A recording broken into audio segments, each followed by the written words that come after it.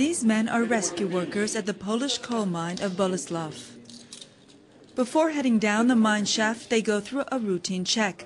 Mandatory clothing, oxygen mask, lights, all the necessary gear to head for the lift, which will take them 450 meters below ground. Today there are guides accompanying a Euronews television crew. The atmosphere is relaxed. The coal miners are several kilometers away.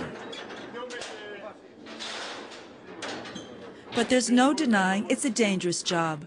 One day after this filming, 17 workers were injured in a nearby mine.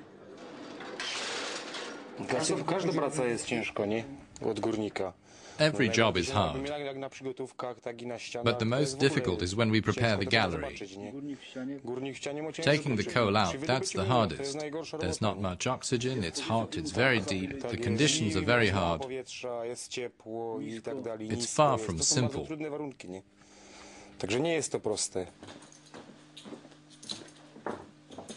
But it's also a job which risks disappearing, but not because it's dangerous. Poland is at an environmental crossroad. It produces close to 95% of its energy from coal, and yet as a member of the European Union, it committed itself last year to the EU climate change package. That includes a call for a 20% reduction in CO2 emissions by 2020. The fear is that buying emissions from lesser polluting countries will push up energy prices and close more mines.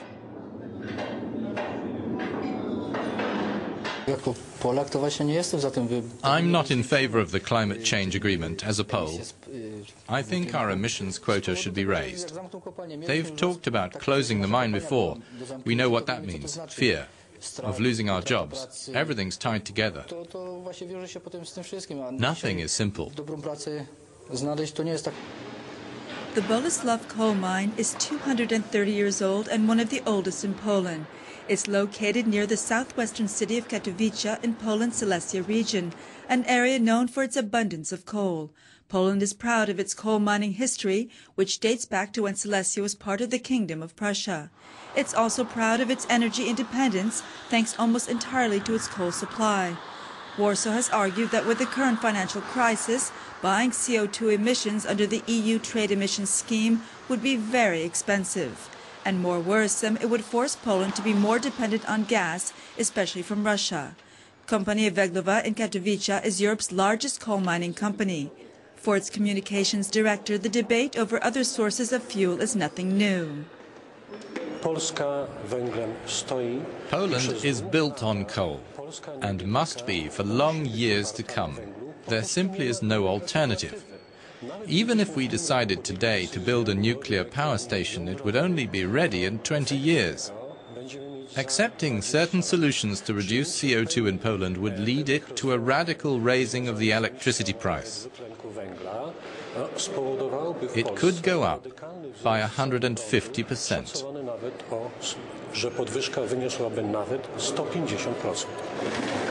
Just 2 weeks ago, Kompania Węglowa announced its plans to increase production. The demand for this form of black gold is going up in Europe, not down.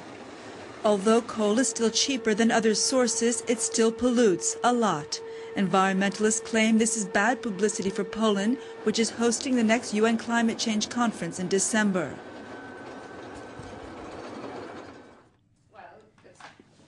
Ewa Jakubowska from Greenpeace blames a lack of political will and not the financial crisis. We disagree totally with the government, who is saying that the rise of the prices of energy will be really steep. There are independent studies which say that they will not rise more than 30%. Plus, the government will get a lot of money into our national budget from the emission trading so that they can somehow reimburse the people on the energy prices. Coal companies obliged to buy EU emission allowances will pass on the cost by charging consumers more. On that income by 2013, Warsaw looks set to reap as much as €5 billion per year through increased taxes. But the government has yet to say how it will redistribute this money, and trade unions are skeptical. At Poland's most famous union, Solidarity, Kazimierz Grazerek worries about the social impact. Coal will no longer be competitive and companies could either close or relocate. Jobs will be lost, he says, but not just in Poland. Pakiet klimatyczny nie jest problemem Polski. The Climate Pact is not a Polish problem.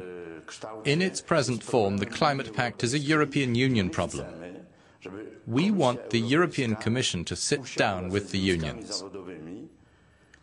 When we show them that going through with it will mean burying around 800,000 jobs throughout the EU, not only in Poland, what's the European Union going to say?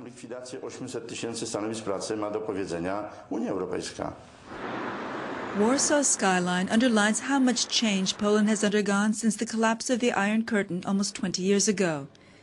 Genowska Grabowska should know this member of the European Parliament is from Poland's coal region, an area which 20 years ago was one of the most polluted in Europe. It's a very difficult decision for Poland to accept the version of the Climate Pact proposed by the European Parliament, because before Poland joined the EU, it had already reduced its CO2 emissions considerably. A lot of factories were closed. A lot of people lost their jobs. This means we've already paid a lot. The best solution now is to grant us a transition period for reducing CO2 so we can respond in the climate stakes without punishing the people.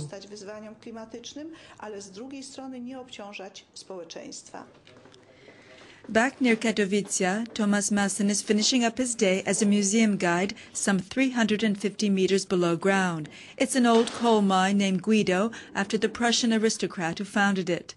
The museum is filled with old photographs. It also shows how horses were lowered down the shaft to work the mines. It was the last time they would see daylight.